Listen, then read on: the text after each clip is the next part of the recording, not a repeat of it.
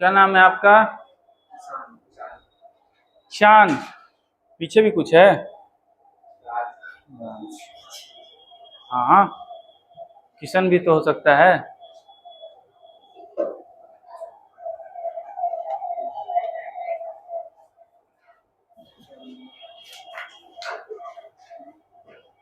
क्या सब ठीक है?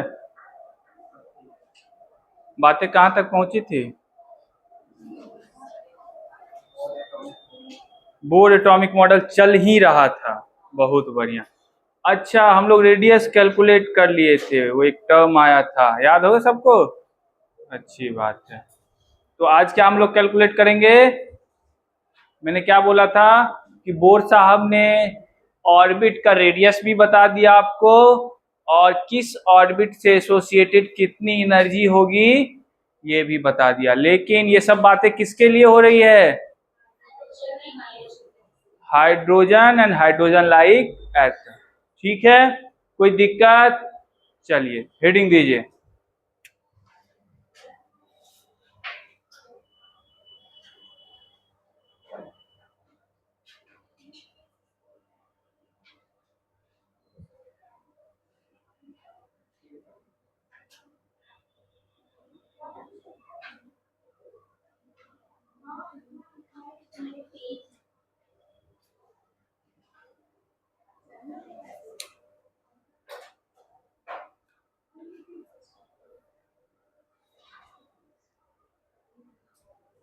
देखिए, कल रेडियस का एक्सप्रेशन आप लोगों ने देखा था, उसमें दो तीन टर्म आए थे। उसी तरीके से आज हम लोग देखेंगे एनर्जी का एक्सप्रेशन। अब थोड़ा ध्यान से समझिएगा, आप लोग के लिए थोड़ा सा अलग होगा। अलग नहीं होगा, आप लोग इसके बारे में पहले भी पढ़े होंगे, अगर 9th क्लास में थोड़ा सीरियसली पढ़े होंगे तो। फिजिक्स, केमिस्ट्री नहीं, फिजिक्स। और मुझे आशा है कि इसमें से कुछ बच्चों ने सीरियसली नहीं पढ़ा होगा, बाकी ने पढ़ा होगा। ठीक, ये क्या है? अब तुम्हारी आंखें ठीक हैं। अब क्या हो गया? बस बस। ये क्या है? ये क्या है? ठीक, समझ गए? अब हाइड्रोजन एटम में एक इलेक्ट्रॉन उसके फर्स्ट ऑर्बिट में स्टेशनरी स्टेट में घूम रहा है। स्टेशनरी स्टेट मतलब ग्राउंड स्टेट में। ठीक है, मैं आपसे पूछूंगा यहाँ पे कितने टाइप की एनर्जी एसोसिएटेड है उस इलेक्ट्रॉन के पास। ये जो इलेक्ट्रॉन घूम रहा है, इससे एसोसिएटेड एनर्जी क्या सब है? हाँ, एक तो काइनेटिक एनर्जी होगा क्योंकि इलेक्ट्रॉन मोशन में है, और दूसरी कौन सी एनर्जी होगी?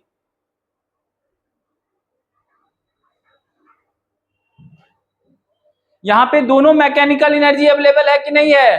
मैकेनिकल एनर्जी कितने टाइप के होते हैं? कौन सा? यहाँ दोनों होंगे।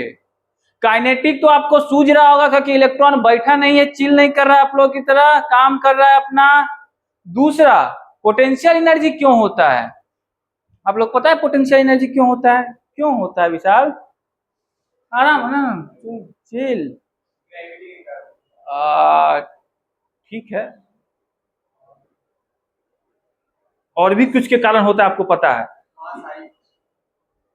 वो तो डिपेंडेंसी हुआ, मैं कारण जानना चाह रहा हूं। डिपेंडेंसी और कारण में थोड़ा अंतर होता है।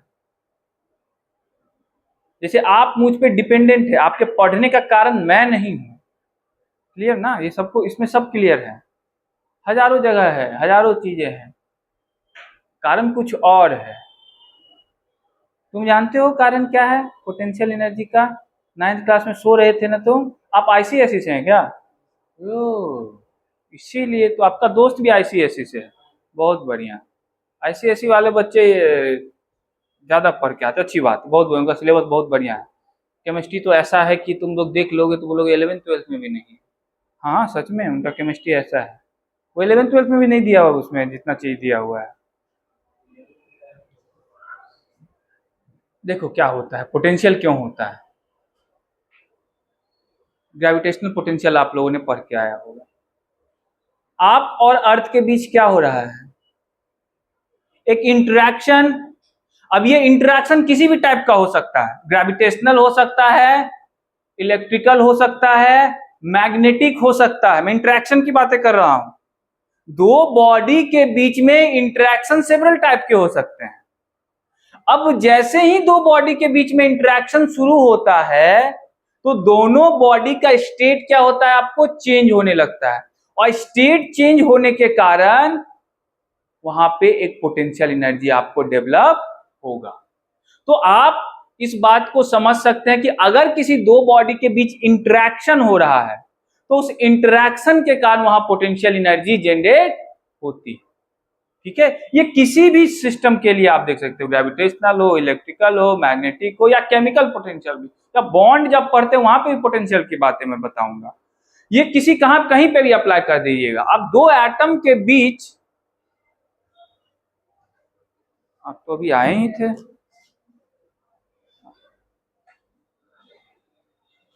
दो एटम के बीच आपको अगर कहीं पे भी इंटरेक्शन शुरू होगा ना, इंटरेक्शन शुरू होने के कारण ना बॉन्ड बनता है, तो उस बॉन्ड में भी मैं बताऊंगा कि पोटेंशियल बहुत बड़ा कारण है किसके लिए, बॉन्ड फॉर्मेशन के लिए। इसी तरह अर्थ और मेरे बीच भी तो यहाँ पे इंटरेक्शन हो रहा है ना, उसी इंटरेक्शन के कारण क्या है, अर्थ और मेरे बीच एक पोटेंशियल एनर्जी का डेवलपमेंट है। या फिर कोई चार्ज पार्टिकल होगा, जैसे ये है, यहाँ दोनों चार्ज पार्टिकल है ना, दोनों चार्ज पार्टिकल, यहां पे भी इंटरेक्शन हो रहा है कि नहीं हो रहा है? पॉजिटिव वाला निगेटिव वाले को क्या कर रहा है, बुला रहा है, इंटरेक्शन हो रहा है। अच्छा, इंटरेक्शन दोनों हो सकता, इंटरेक्शन का मतलब ये मत समझना अट्रैक्शन, इंटरेक्शन का मतलब अट्रैक्शन भी हो सकता है, और दोनों केस में आपको पोटेंशियल एनर्जी होगा। बातें क्लियर हो गई? तो पोटेंशियल एनर्जी क्यों होता है आपको, due to the interaction of the two system. System कैसा भी होगा, बहुत तरीके के हो सकते हैं। यहां पे कैसा सिस्टम है, एक प्रोटॉन है, दूसरा इलेक्ट्रॉन है, ये भी चार्ज पार्टिकल, दोनों के बीच तो होगा ही पोटेंशियल, कोई दिक्कत नहीं। तो अगर मैं अब आपको बोलूं कि इलेक्ट्रॉन के पास टोटल एनर्जी क्या होगी, तो आप क्या बोलेंगे, काइनेटिक एनर्जी प्लस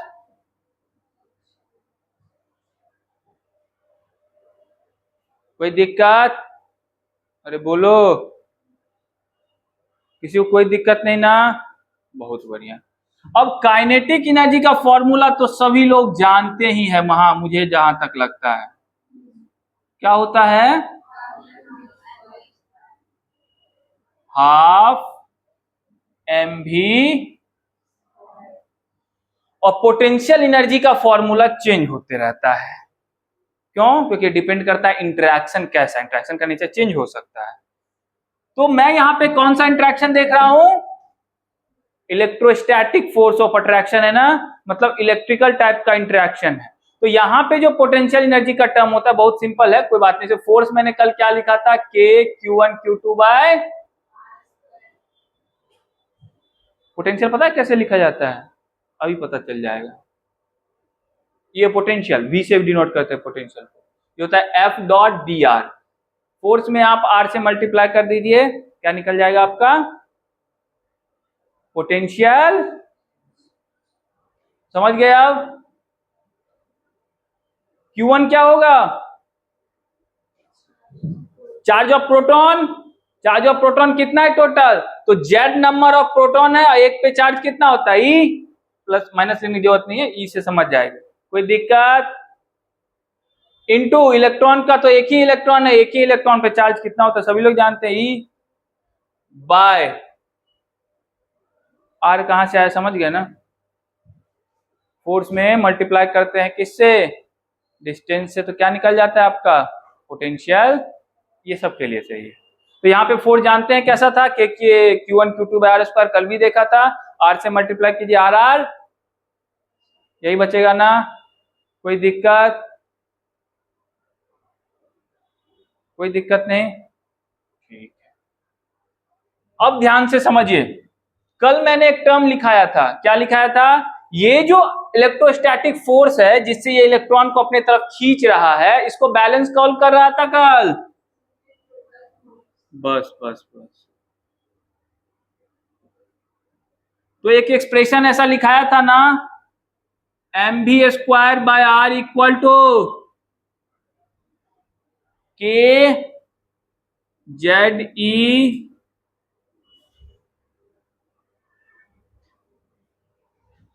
ये एक्सप्रेशन लिखाया था कल, याद है? सेंट्रीफ्यूगल फोर्स का एक्सप्रेशन यही होता है ना, दोनों एक दूसरे को बैलेंस करेंगे, आर आर आर, तो यहां से mv² निकल के क्या आ गया, के जेड ई² बाय आर। कोई दिक्कत? बोलिए। अब इसको यहां पे पुट कर दीजिए तो टोटल एनर्जी कितनी हो गई,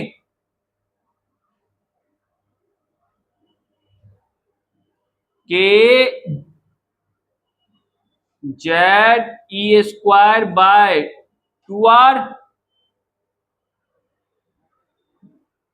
बोलिए, कोई दिक्कत? अरे बोलो। अच्छा, एक और बात ध्यान रखना, ये प्रोटॉन है, ये इलेक्ट्रॉन है, ये एक दूसरे के साथ इंटरेक्शन कर रहे हैं। क्या वो इलेक्ट्रॉन उसके छोड़ के भाग जाएगा उस समय के बाद? क्या वो इलेक्ट्रॉन वहां से ऑर्बिट से निकल सकता है? तो आप बोलेंगे यस। कब निकलेगा? जब आप बाहर से एनर्जी देंगे। पोटेंशियल एनर्जी जब भी बात की जाएगी तो पोटेंशियल एनर्जी लिखते समय एक बात का ध्यान रखिएगा, पोटेंशियल एनर्जी क्या होती है, बाउंड स्टेट की एनर्जी होती है। क्या होती है? बाउंड स्टेट की एनर्जी। इसीलिए पोटेंशियल एनर्जी आपको हमेशा माइनस साइन के साथ लिखना है। इस साइन के साथ लिखिएगा, माइनस साइन के साथ। तो ये पोटेंशियल एनर्जी का एक्सप्रेशन सही है, ये वाला टोटल एनर्जी सम करने से होगा, लेकिन आपको यहाँ पे इसका साइन क्या लिखना होगा, माइनस। बेसिकली ये एक्सप्रेशन ऐसा होता है, यहाँ माइनस का साइन होता है। माइनस साइन ऐसे क्यों होता है आपको बता देता हूँ, पहले ध्यान से समझिए। मैं हूं एक सिस्टम, अर्थ है एक सिस्टम, हमारे बीच इंटरेक्शन हो रहा है। मैं अर्थ के ग्रेविटेशनल फील्ड समझ रहे ना, मैं ना भी रहूंगा तब भी वो फील्ड बरकरार है। जैसे मैं हूं तो मेरे एक चारों तरफ एक ग्रेविटेशनल फील्ड है, पता है कि नहीं आपको? हाँ, मैं हूं मतलब ग्रेविटेशनल फील्ड है। अब कोई इस फील्ड में आएगा, मैं उस पर फोर्स लगाना शुरू करूंगा। अब ध्यान से समझिएगा, जैसे जैसे मैं अर्थ के करीब जाते जाता हूं, मेरी पोटेंशियल एनर्जी क्या होती जाती है, डिक्रीज करते जाती है। ध्यान समझना, जैसे जैसे मैं आर का डिस्टेंस क्या हो रहा है, कम होता है, पोटेंशियल एनर्जी भी क्या होती जाती है, और अर्थ सरफेस पे चला जाए पोटेंशियल एनर्जी क्या होती है, खत्म हो जाती है। इसका क्या मतलब हुआ कि मैं अर्थ के ग्रेविटेशनल फील्ड में बाउंड स्टेट में हूं। किस स्टेट में हूं? और बाउंड स्टेट का मतलब ही है कि आपका जब एनर्जी लिखा जाएगा किस साइन के साथ लिखा जाएगा, माइनस साइन। बाउंड स्टेट की कोई भी एनर्जी रहेगी वो किस साइन के साथ लिखा जाता है, माइनस साइन के साथ। कोई दिक्कत? और पोटेंशियल डिफाइन भी ऐसे होता है, माइनस F.dr। कोई दिक्कत? क्योंकि वो कैसा है, पोटेंशियल एनर्जी बाउंड स्टेट की। ठीक, तो यहां पे मैं कैसा साइन लिखूंगा, माइनस के जेड ई² बाय आर, ऐसा लिखूंगा ना? अरे बोलिए। ये इक्वल टू क्या आ गया, के जेड ई² बाय हाफ -1 हाफ आर, और भी कुछ? टोटल एनर्जी क्या आ गई देखो, अब माइनस साइन के साथ आ गई। और टोटल एनर्जी माइनस साइन के साथ आने का क्या मतलब है, इलेक्ट्रॉन फ्री स्टेट में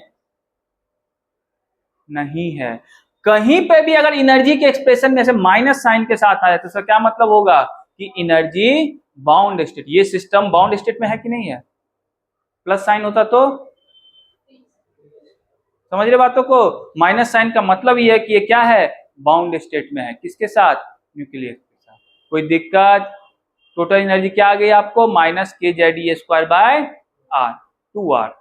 अब r का कल मैंने एक्सप्रेशन लिखवाया था आपको, लिखवाया था ना, क्या लिखवाया था देखिए तो, रेडियस का एक्सप्रेशन क्या आया था रिशु, 0.529 से पहले वाला। हाँ, n² बाय 4 पाई स्क्वायर के जेड ई स्क्वायर एम, यही बताया था ना। आर की वैल्यू यहां पे पुट कर दे अब, बोलिए। तो टोटल एनर्जी माइनस के Z E square by 2 × n² h square 4 pi square के जेड ई स्क्वायर एम, यही होगा ना जी। बोलो, फिर से वही वाली कहानी। के क्या है, ई क्या है, एच क्या है, कांस्टेंट कांस्टेंट कांस्टेंट कांस्टेंट, सब कांस्टेंट। वैरी क्या करेगा, जेड वैरी कर सकता है, और बस वही वाली कहानी। आगे कि नहीं आ गई। अब इसमें सबकी वैल्यू रखने के बाद, हाँ, सबकी वैल्यू रखने के बाद एक्सप्रेशन ऐसा आता है। ध्यान देंगे सभी लोग, क्या देंगे, क्या देंगे, ध्यान दोगे, ठीक।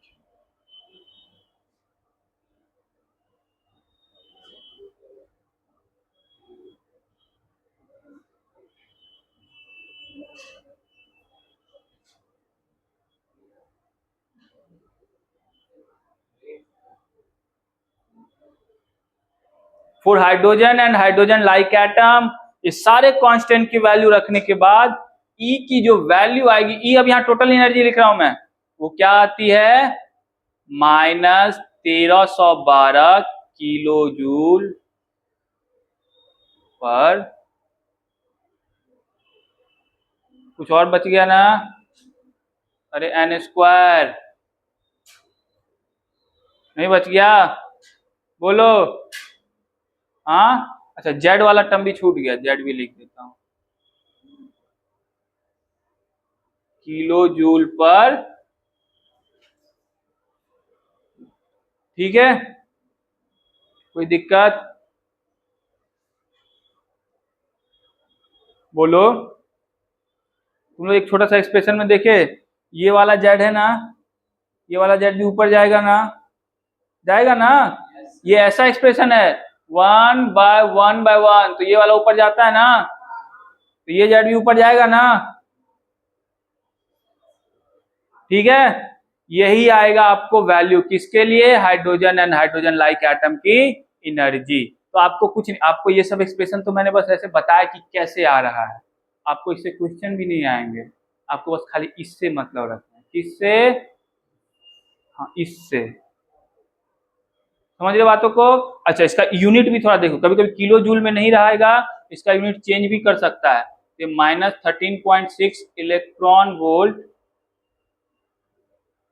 इलेक्ट्रॉन वोल्ट में इतना हो जाता है ये Z²/n², ठीक है,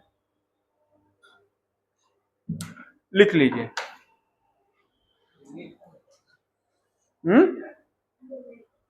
unit electron volt, electron volt का नाम सुना है कि नहीं, हाँ, मैंने तो बताया था।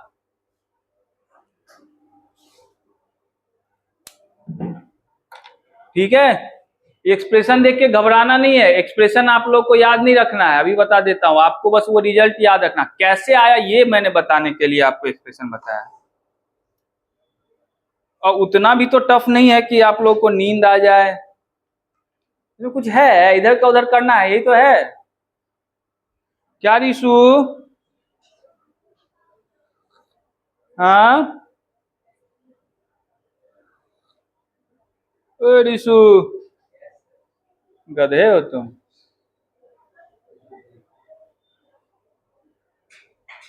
हंसे क्या है, रिशु गधा है इसीलिए।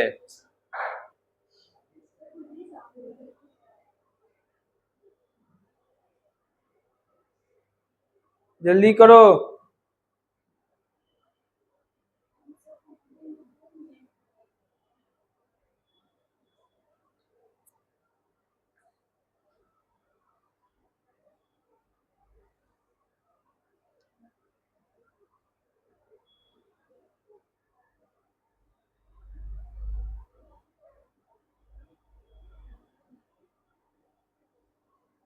हम्म।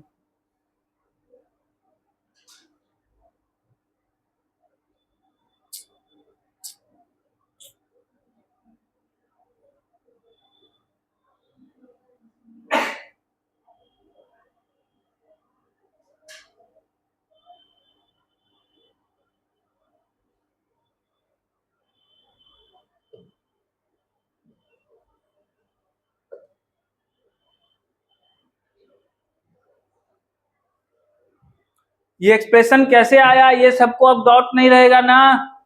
फिर से तुम लोग नहीं पूछोगे ना कि कैसे आया है 1312 किलो जूल?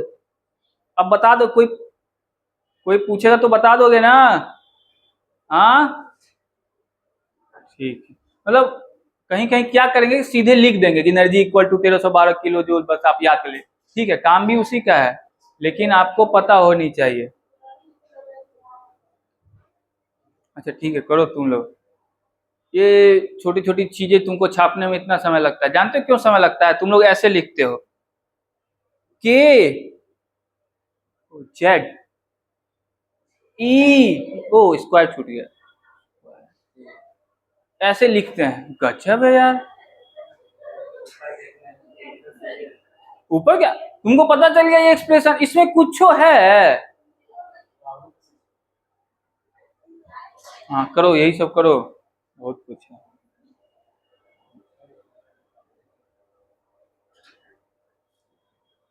अच्छा देखो, पता चला। गीतांजलि इसमें कुछ है? नहीं है, नहीं है मतलब गीतांजलि ने क्या दिया, मतलब नहीं।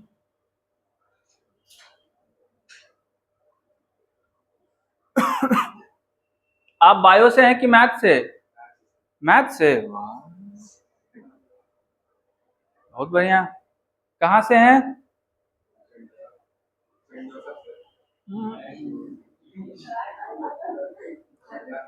पटना से ही हैं, लोकल हैं? ओ,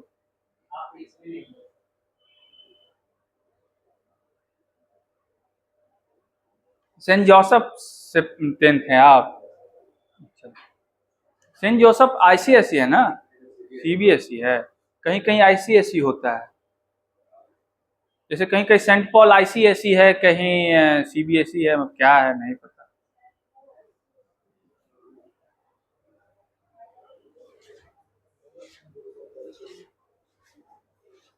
चलिए इसको मिटा दूं मैं।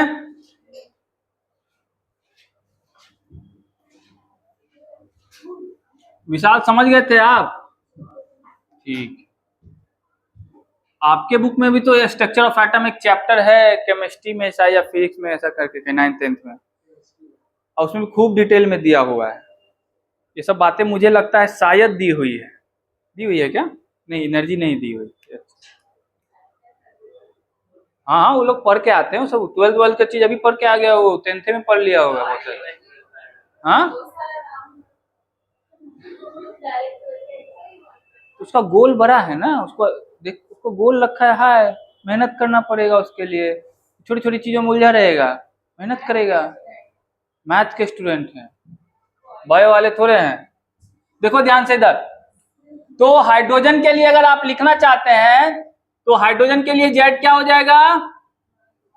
तो ये एक्सप्रेशन क्या हो जाएगा? En nth ऑर्बिट की एनर्जी कितनी हो जाएगी? -13.6 इलेक्ट्रॉन वोल्ट में मैं लिख रहा हूं, बाय। कोई दिक्कत? तो मैं अगर फर्स्ट ऑर्बिट की एनर्जी निकालना चाहता हूं इसके थ्रू, E1 इक्वल टू क्या होगा? -13.6 इलेक्ट्रॉन पर एटम, ये होता है। ठीक है, ये हो गया आपको E1 फर्स्ट स्टेट की एनर्जी। किसकी एनर्जी? तो ऐसा भी लिख सकते हैं ना एक्सप्रेशन में, En इक्वल टू देखो तो E1 बाय एन स्क्वायर, बोलो। तो ऐसा भी कहीं लिखा रहेगा तो उसके लिए डरना, क्योंकि E1 तो यही है ना, 13.6 ही होती है। कोई दिक्कत? अरे बोलो, कोई दिक्कत? कोई दिक्कत नहीं ना? चलिए बहुत बढ़िया। अब झपाक से एक क्वेश्चन छोटा सा बना लीजिए तो आप लोग।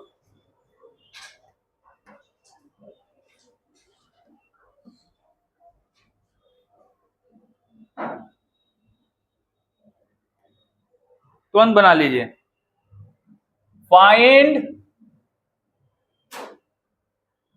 Radius and energy of third orbit of lithium 2 plus।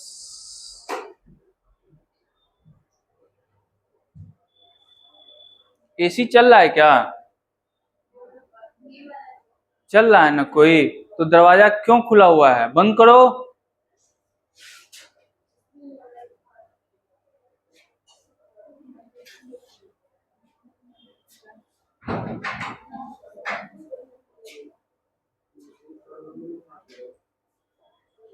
क्या हुआ रिशु? हाँ, बहुत बढ़िया। कुछ कुछ तो होना चाहिए।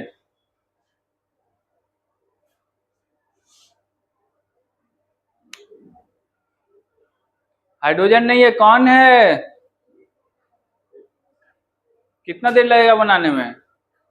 हो गया, इतना तो बना देना चाहिए था। आप दोनों। हाँ, क्या हुआ? मैं पूछूंगा ना क्या हुआ इसका। वही पूछ रही है क्या हुआ। क्या आया? वही आ गया। वाह, तो जादू हो गया। वाह।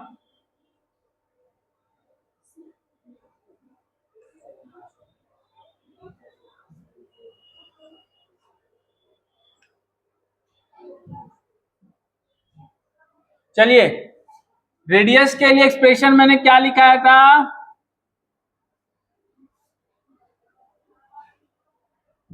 इनटू n² बाय, ये बताया था ना? बोलो। कोई नहीं बोलेगा।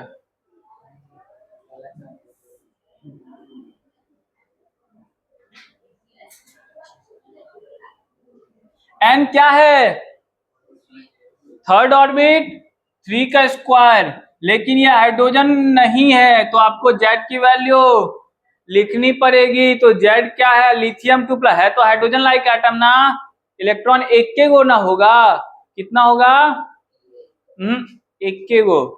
मास कितना होता है इसका? सॉरी, एटॉमिक नंबर कितना होता है लिथियम का? कितना? हो गया। और यूनिट क्या होगा?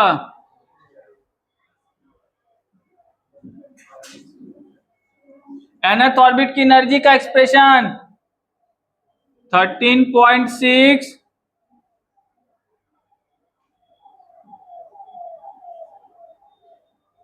यही होता है ना?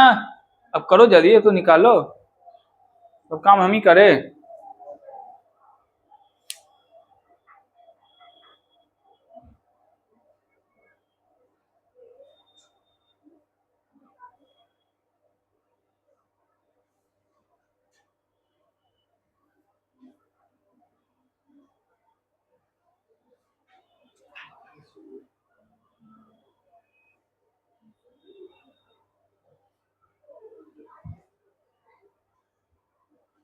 क्या?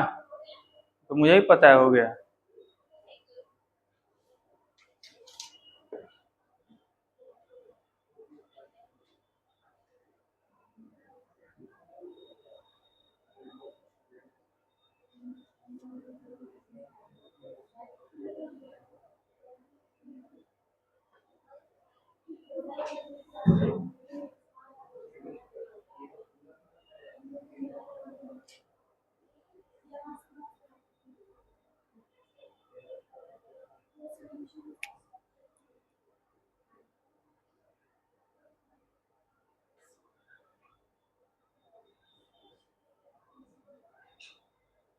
क्वेश्चन लिखो तो।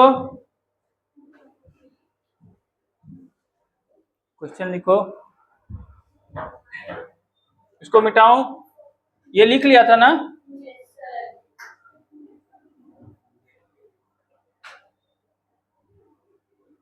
क्वेश्चन लिखो। Calculate the Calculate the velocity of an electron in third orbit of hydrogen atom.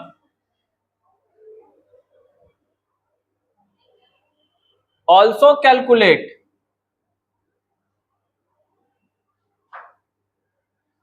number of oscillation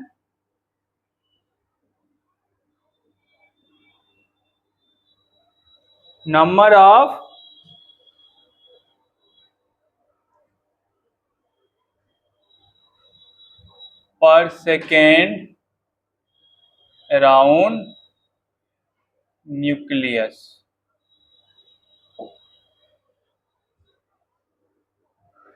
चलिए शुरू हो जाइए।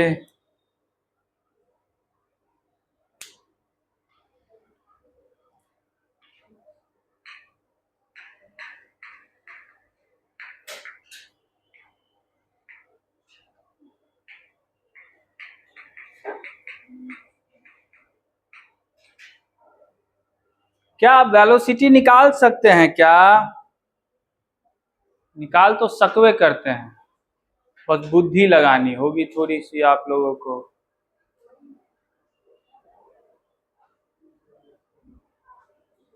आप समझ रहे हैं ईशान? Yes sir.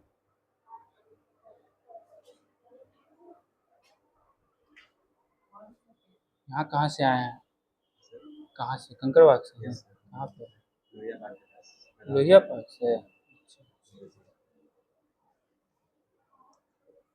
वैल्यू नहीं लिखे आप, वो तो मैंने छोड़ दिया कि आपको लिखना होगा।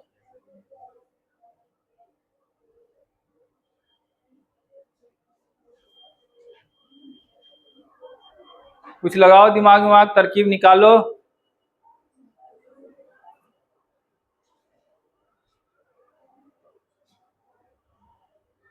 वैसे निकालने के एक से ज्यादा वे हो सकते हैं, कुछ हो सकता है लेंदी हो, थोड़ा डिफिकल्ट हो, कुछ आसान वे भी हो सकता है।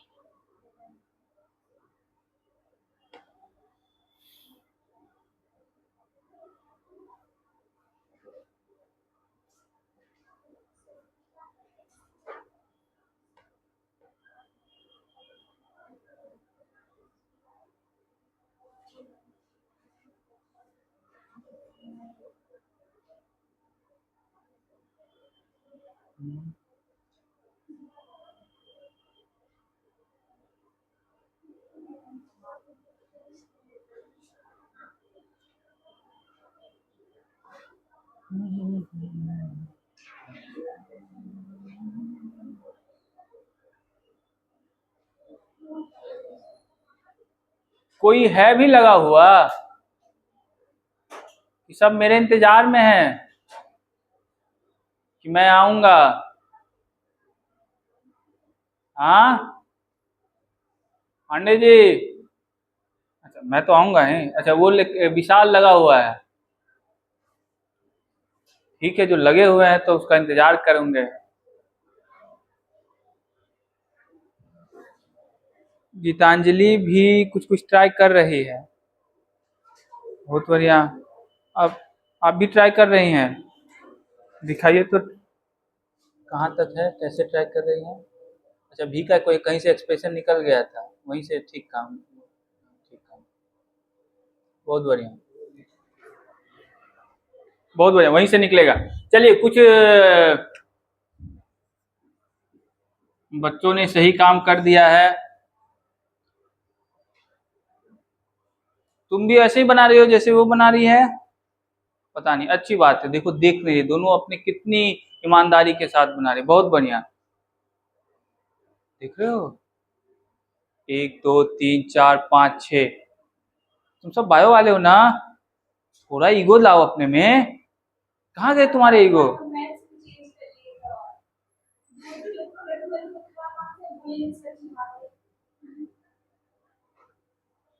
देखो मैंने बताया था बोर्ड का एक postulate, angular momentum is conserved. Conserved और किसके बराबर, तो ये एक्सप्रेशन मैंने दिखाया था कल, देखना तो। बस बस बस, आपकी सहमति चाहिए इस बात पे। सभी लोग सहमत है इस बात पे?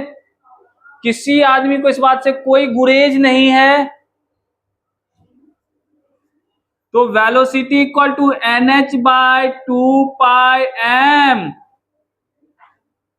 कोई दिक्कत? और रेडियस, बाकी सब तो कांस्टेंट टर्म है, एन तो दिया ही हुआ है, और रेडियस तो आप अब निकालने में पारंगत हो गए। क्या हो गए हैं? तो वेलोसिटी इक्वल टू यहां से नहीं निकल जाएगा। एन की वैल्यू कितनी है? थर्ड प्लैंक्स कांस्टेंट की value by 2 into mass of electron. अच्छा, रेडियस वन नहीं निकाले हैं। रेडियस ये होगा कि नहीं होगा, देखो तो 0.529 इंटू इंटू 9 स्क्वायर 3 स्क्वायर आएगा। किसमें? एंगस्ट्रम में, मीटर में करने के लिए ये भी तो करना होगा जी। सब मीटर में है, सब अब एसआई यूनिट में ही है, सबकी वैल्यू एसआई में है ना। मास भी केजी में है, ये भी जूल में है, तो इसको भी लिखना पड़ेगा ना मीटर में। अब इसकी वैल्यू कौन कैलकुलेट करेगा? मैं तो नहीं करूंगा, उतना समय नहीं है, मैं सीधा लिख दूंगा। क्या करूंगा? क्या लिखूंगा मैं?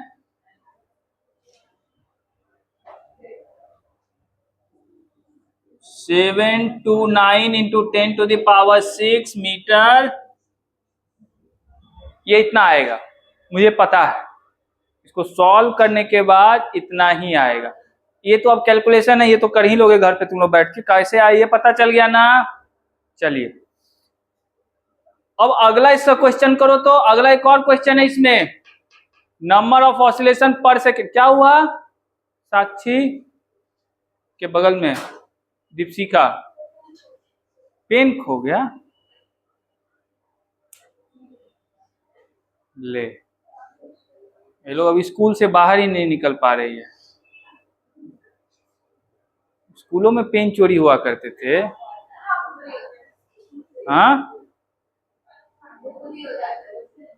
बुक तो आज तक चोरी नहीं हुआ, पेन हो जाया करते थे। हाँ, तो लड़कियों के बुक चोरी होते हैं, क्योंकि समझ ही रहे हो तुम लोग।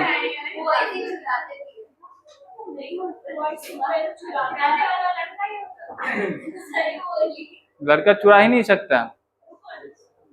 क्यों रिशु, तुम कहना चाह रहे हो कि रिशु चोर है?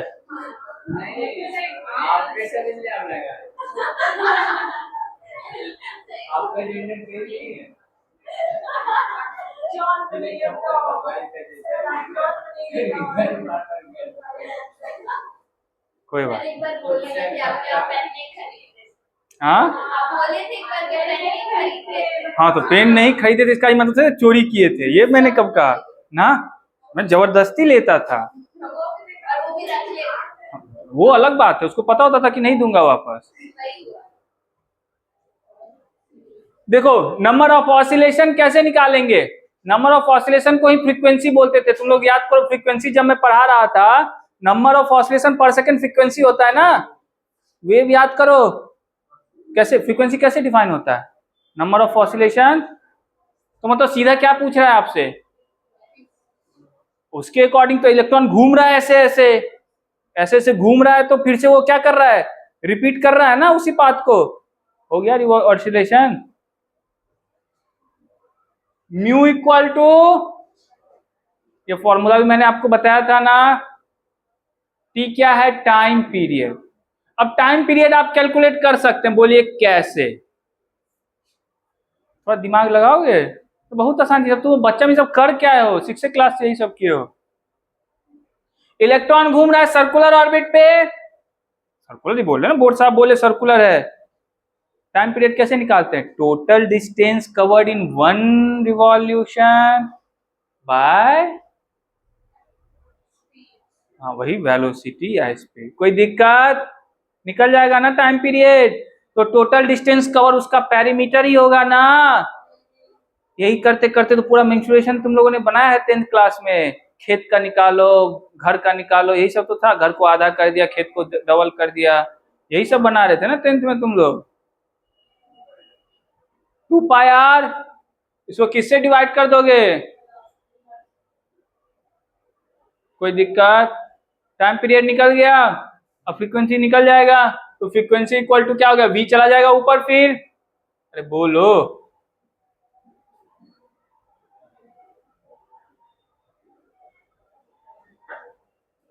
रिशु कर लोगे ना? अब जरूरत है मेरी? एक कैलकुलेट तो कर ही लोगे घर पे बैठ के। जल्दी को। तो वेलोसिटी जब निकालने के लिए आए, तो वैसे तो ये फॉर्मूला याद भी रख सकते हो। क्या कर सकते हो? अरे क्या कर सकते हो? याद भी रख सकते हो, नहीं तो काम भी कर सकते हो इसको लेके। ठीक, मतलब यहां से देखो रिलेशन क्या आता है। वेलोसिटी इनवर्स, सुन लो मेरी बात, hello. Velocity inversely proportional to क्या है? बाकी सब चीज तो कांस्टेंट है ना। इनवर्सली प्रोपोर्शनल टू रेडियस मतलब डिस्टेंस। इसका मतलब जैसे जैसे तुम न्यूक्लियस से दूर बढ़ते जाओगे, वेलोसिटी क्या होते जाता है इलेक्ट्रॉन की। समझ रहे हो बात को? समझ रहे हो? और जैसे जैसे न्यूक्लियस के करीब रहोगे, इलेक्ट्रॉन रहता है मोशन में, मतलब रहता है मूड में रहता है। और जैसे जैसे दूर बढ़ते जाओगे, तुम लोग की तरह होता जाएगा वो आलसी। धीरे धीरे चलेंगे, ठीक है? इस बात को भी थोड़ा सा देखो। चलिए हम लोग आगे क्वेश्चन बढ़ते हैं।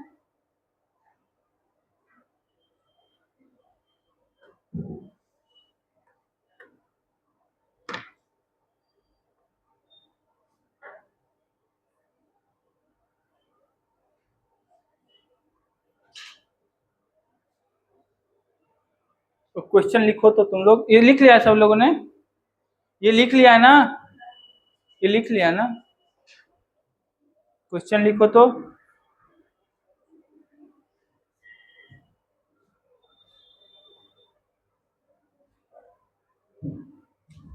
लिखो, लिखा रहा, an electron transit from,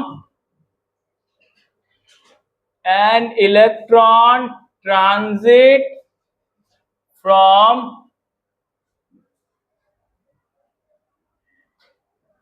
fourth orbit to first orbit of a hydrogen atom. Find the wavelength of wave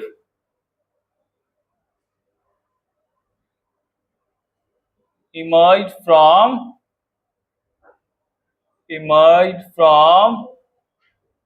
transition. Emerged from transition. फिर से थोड़ा अब अपने बुद्धि का इस्तेमाल कीजिए। ऐसे क्या वहां लिख दिया क्या मैंने? ऐसे देख रही,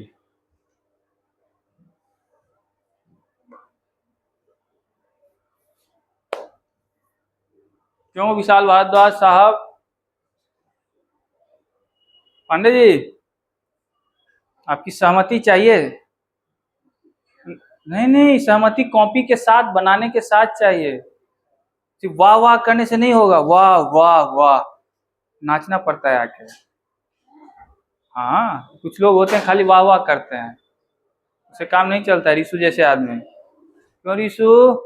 जल्दी करो क्वेश्चन। आपने वो नहीं पढ़ा होगा वो टर्म, इन लोगों को पढ़ा दिया है, लेकिन लोग को याद नहीं रहता है ना, को रिलेट नहीं कर पाते हैं चीजों को।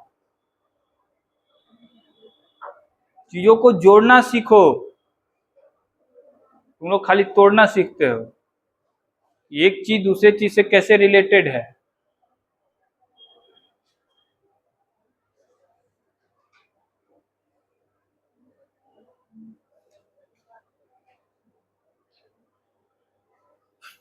बुद्धि लगाने लगे, ये अलग बुद्धि लगा रही है, देखो कितनी बुद्धि लगा रही है। इस फॉर्मूला से बन जाएगा, लेकिन इससे नहीं बनाना है।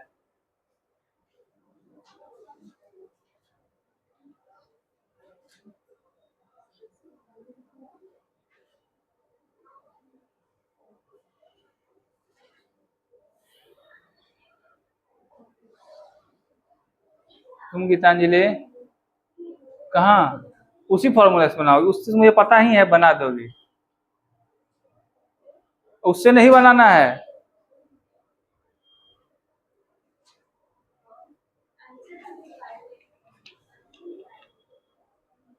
अच्छा एक काम करो, दोनों फॉर्मूला से बनाओ, वो मैं जो अभी बताऊंगा अभी, तो उससे भी ये प्रूफ हो जाएगा। वो मैं अगला टर्म वही बताने वाला। दोनों फॉर्मूला से बनाओ। बाकी लोग समझ में नहीं आ रहा है कि एक तो मुझे दिमाग में नहीं आ रहा, यहाँ दो दो आ गए हैं फॉर्मूला। वाह, तुमको पता है ना दोनों? एक सिर्फ पता है? अच्छा इसको एक ही पता है। किसी कोई ऐसा है जिसको दोनों पता है? अच्छा एक भी पता नहीं है।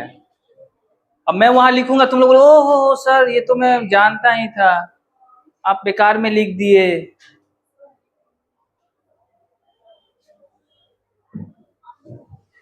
एक तो है कि वो रिडवर्ग वाला कांस्टेंट यूज करके निकाल सकते हो ना, रीड्स का जो इक्वेशन था। अरे गधेरो, 1/λ=r, ये याद नहीं है? रीड के इक्वेशन से एक निकाल सकते हो वेवलेंथ। आप पढ़े थे जब ये पता था? अच्छा आप नहीं आए, आप कल ही आए हैं पहली बार ना, ये परसों शायद मैंने बताया था। अच्छा एक तो यहां से इस फॉर्मूला से निकाल सकते हो, ठीक है, लेकिन मेरा मतलब सिर्फ इस फॉर्मूला से नहीं निकालना है, लेकिन कल जो मैंने पढ़ाया उससे भी निकाल सकते हैं। देखिए कैसे। कूद के इलेक्ट्रॉन कहां से कहां आ रहा है? 4 से, इसकी एनर्जी 4 में E4 होगी, 1 में। और मैंने कल ये बात 3 बार बोली थी, इसीलिए बोली थी, मुझे पता था। जितने रेंज की एनर्जी से वो कूदेगा, जंप लगाएगा, जितना डिफरेंस रहेगा एनर्जी में, उसी के कोरस्पॉन्डिंग वेवलेंथ इमिट करेगा ना। नहीं, E4 और E1 के बीच जितना डिफरेंस रहेगा एनर्जी के, उसी के कोरस्पॉन्डिंग ना वो वेवलेंथ इमिट करता है। वेव जो निकलेगा उससे, बताया था ना मैंने ये, that is equal to SC by, wave निकलेगा तो उससे कितनी एनर्जी होती है, इस फॉर्मूले से निकालते हैं ना, SC बाय, कोई दिक्कत? एनर्जी ऑफ अ, कोई दिक्कत? अब ये दोनों फॉर्मूला से तुम ये वेवलेंथ कैलकुलेट कर सकते हो, कि नहीं कर सकते हो? ये दिया था किसने? रीड साहब ने, बोर साहब से पहले। और ये किसने दिया था? बोर साहब ने रीड साहब के। ये आपको एक्सपेरिमेंटल जो हाइड्रोजन स्पेक्ट्रम आता था उससे सेटिस्फाइड था। हाइड्रोजन स्पेक्ट्रम जो हम लोग पढ़े थे वो इसी फॉर्मूला से सेटिस्फाइड है। अगर ये फॉर्मूला भी इसके बराबर ला दे रहा है, मतलब बोर का मॉडल भी, बोर का पोस्टुलेट भी क्या हो जाएगा? सही होगा कि नहीं होगा? ये जो था आपको एक्सपेरिमेंटल से मैच कर रहा था, यहां से जो वेवलेंथ आएगा इस फॉर्मूला से, ये मैच था, एक्सपेरिमेंटल से मैच था। अगर बोर साहब का वेवलेंथ भी इसके बराबर आ जाएगा, मतलब बोर का पोस्टुलेट भी क्या है? सही होगा कि नहीं होगा? होगा ना जी। अब आपकी ड्यूटी क्या बनती है? दोनों से वेवलेंथ निकालिए, मस्त चिल हो गए, कोई टाइम का कोई दिक्कत नहीं है। और मुझे बताइए बोर साहब सही है या फिर आप बोलेंगे सब बोर पे संदेह करेंगे, नोबेल मिला था 1924 या कुछ में उन्हें, हम लोग छोटे छोटे कीड़े मकोड़े बोर पे संदेह करेंगे, सही ही होगा। हाँ उनको भी नोबेल मिला था इस काम के लिए। हाँ यहाँ मिलता है, किराने दुकान पे हो जाओगे ना, साहू जी है, तो तौल देंगे 2 किलो, ले आना। हाँ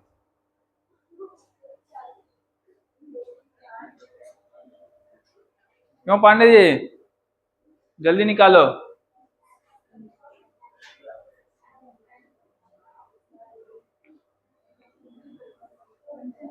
N1 पता था ना, जहां को आ रहा है N2, जहां से तुम उस दिन नहीं आई थी ना, हाँ तो इसीलिए क्लास छोड़ोगे तो यही सब होगा। इसमें कोई स्टूडेंट है जो आज तक क्लास नहीं छोड़ा हो? यस, एकता, एक दिन ये भी छोड़ी है। तुम तो बहुत छोड़े हो, तुम एक भी दिन नहीं छोड़ी हो। वाह, तुम दोनों भी।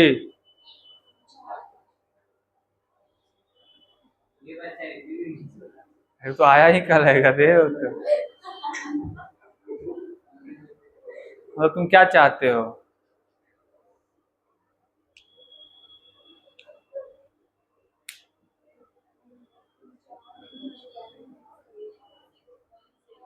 मैं इंतजार करूं? बना दोगे ना ये? तो बनाओ, तो मेहनत करो यार, तुम मेहनत से डरते कितना हो।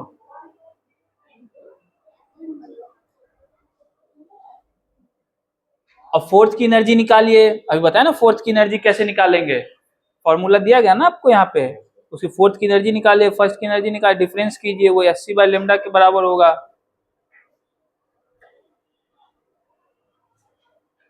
निकालिए, E4 निकालिए। कहाँ से हो विशाल, कहाँ से हो? हाँ तुम्हें बताया था, जम्मू से।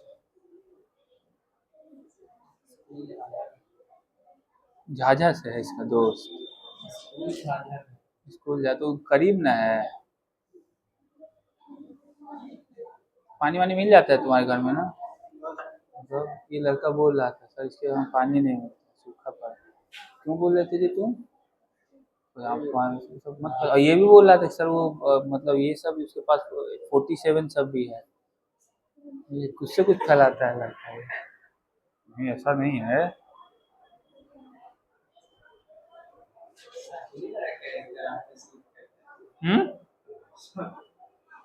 शकुनी वाला किरदार।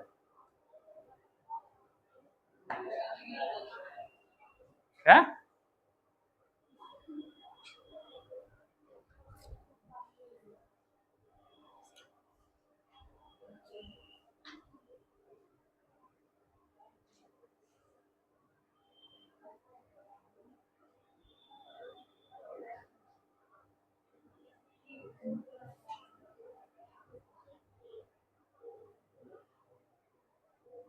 देखिए सबसे पहले हम लोग रीड्स का देख लेते हैं, तो 1/λ equal to Rydberg constant 1/n², कहाँ को आ रहा है 1 minus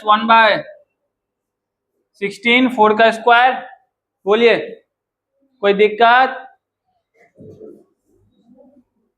1 minus 1/16 minus 1/15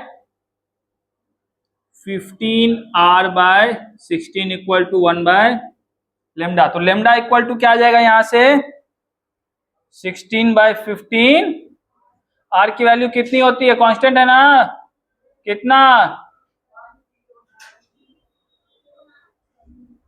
109 centimetre inverse था ना। तो वेवलेंथ भी यहां से कितना आएगा सेंटीमीटर में ना। इसकी वैल्यू बताओ जल्दी से, उसकी वैल्यू बताओ।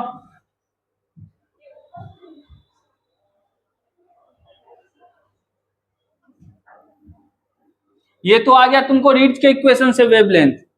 दूसरे इक्वेशन से वेवलेंथ अगर मैं निकालना चाहूं बोर्ड साहब के मॉडल से, तो E4 minus E1 SC/λ। E4 की वैल्यू तुम निकाल सकते हो ना 13.6 माइनस का साइन n², अरे बोलो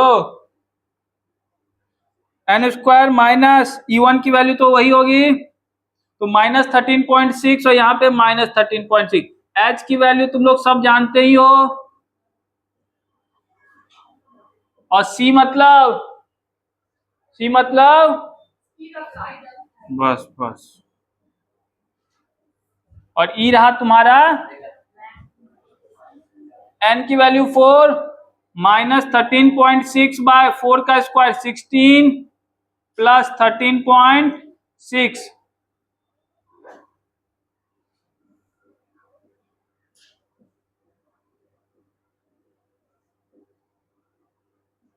तो लेमडा यहां से निकल के क्या आ जाएगा, क्या आ जाएगा 6.626 into 10 to the power minus 34, 3 into 10 to the power 8 and divided by 13.6 minus 13.6 by 16। सब हम ही बताएं, तुम लोग क्या करोगे, कैलकुलेट करो।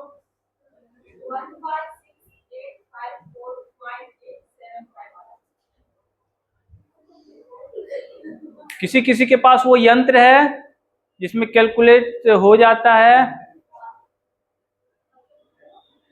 एक मिनट उपयोग कर लो, वहां से मुझे कोई दिक्कत नहीं है, करो तुम लोग,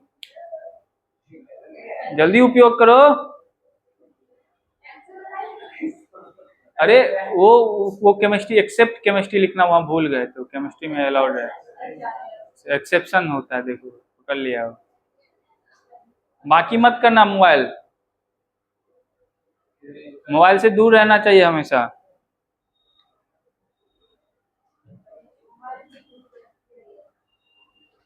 मेरे लिए नहीं था।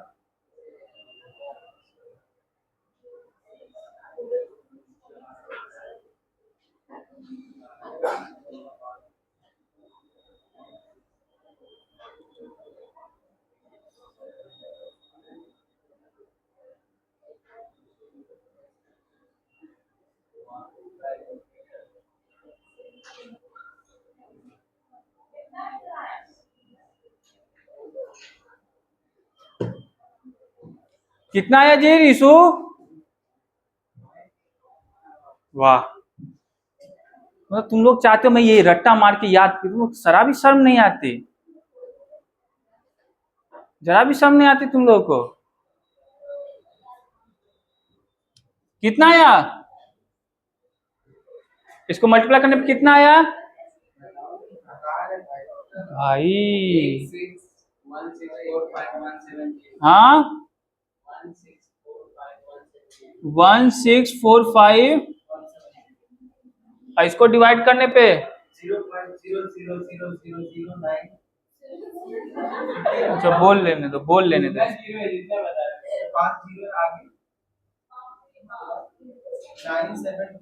बस हो गया। ये आएगा किस में, सेंटीमीटर में, किस में आएगा, मतलब इसको तुम ऐसे लिख सकते हो 9.7123456 10 टू द पावर -8 मीटर। बोलो कोई दिक्कत नहीं, यहां से अब निकालो, इससे निकालो तुम। अच्छा एक और यहाँ पे काम कर लेना, यहाँ पे 13.6 मैंने लिया है, किस में दिया, इलेक्ट्रॉन वोल्ट में, यहाँ यूनिट थोड़ी सी, हाँ तुम्हारा तो सही होगा।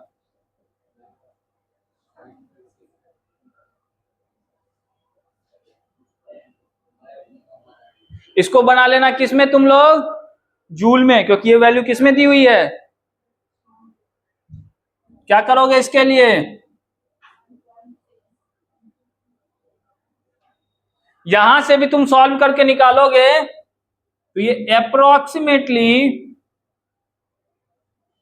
इतना ही आएगा, मुझे पता है इतना ही आएगा। अब 2-4 पॉइंट इधर उधर होंगे, वो कैलकुलेशन मिस्टेक होगा, वरना नहीं होने वाला। समझ गए बातों को।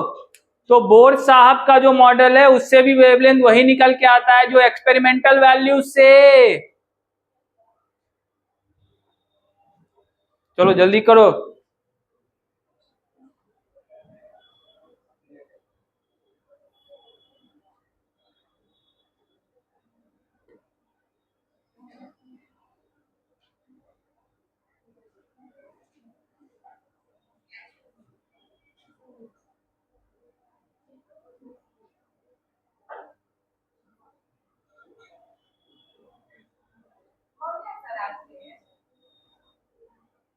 क्लास का ड्यूरेशन इतना ही था, 1 घंटा हुआ है ना, बहुत बढ़िया।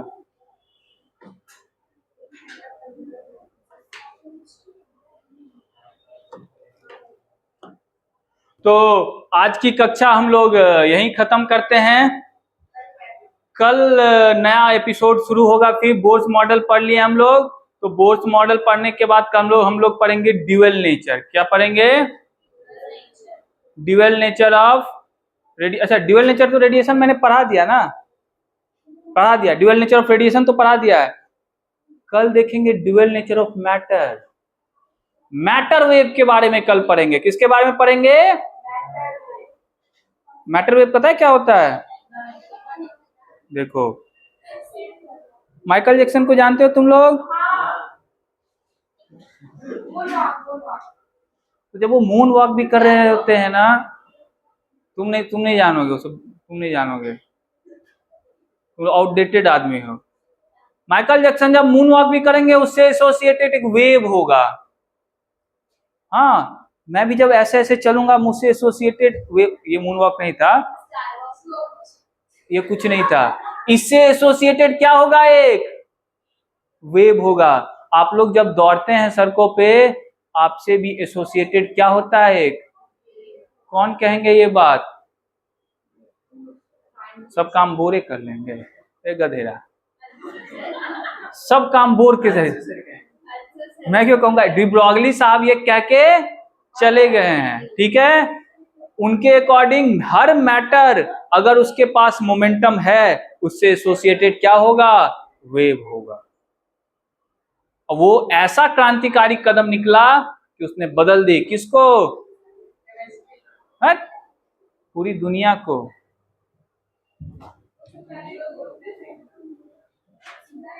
चलिए, कल की बातें कल होगी।